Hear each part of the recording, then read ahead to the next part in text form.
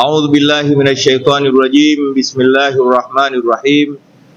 الحمد لله على كل نعمة، والصلاة والسلام بلا انقطاع على نبي الهدى والرحمة سيدنا وحبيبنا وشفيعنا ومصطفانا ومولانا محمد بن عبد الله صلى الله عليه وعلى آله وأصحابه حق قدره ومقداره العظيم. أما بعد. Watukufu ndugu zetu wanahabari, assalamu alaikum warahmatullahi wabarakatuh. Ni mimi ndugu yenu Sheikh Walid Alhadi Umar Kawambwa, Sheikh wa mkoa wa Dar es Salaam, lakini mwenyekiti wa amani ya mkoa, pia ni imamu wa msikiti wa Kichangani Magomeni. Alhamdulillah, tumewaita leo hapa kwa ajili ya jambo moja muhimu sana, nalo tu ni kwa ajili ya kutoa taarifa kuhusiana na Idi Mubarak.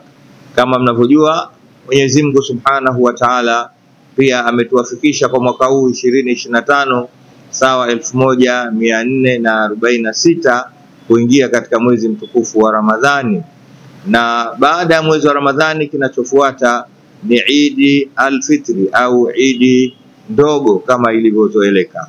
Na alhamdulillah, mwaka huu natangaza kwa niaba ya Baraza Kuu la Waislamu Tanzania chini ya mufti wake na Sheikh Mkuu Sheikh Abubakar bin Zuberi bin Ali Mbwana, tumepata bahati tena wana Dar es Salaam kuswaliwa Idi kitaifa mkoani kwetu hapa.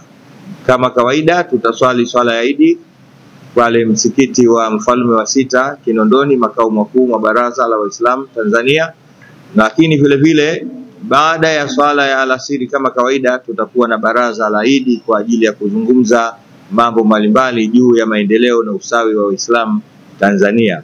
Na alhamdulillah, tunatarajia Idi ya mwaka huu kuanzia asubuhi na jioni pale katika ukumbi wa Mwalimu Nyerere tutakuwa na mgeni rasmi, na si mwingine bali ni kipenzi chetu, mama yetu Daktari Samia Suluhu Hassan, ambaye ameahidi kuwa atashiriki nasi pamoja kuanzia asubuhi na hatimaye kumaliza sherehe hiyo kwa baraza la Idi katika ukumbi wa Mwalimu Nyerere Posta katika wilaya ya Ilala, moja katika wilaya zetu za mkoa wa Dar es Salaam.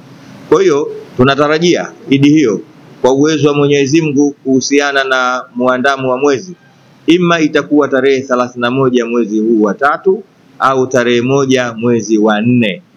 Itakapoangukia kama kawaida, mwenyewe Mtume sallallahu alaihi wasallam anasema sumu liruyatihi wa aftiru liruyati, fungeni kwa kuona mwezi na fungueni kwa kuona mwezi. Si tunatarajia kuonekana kwa mwezi ima tarehe 31 mwezi wa ima tarehe 30 au tarehe 31.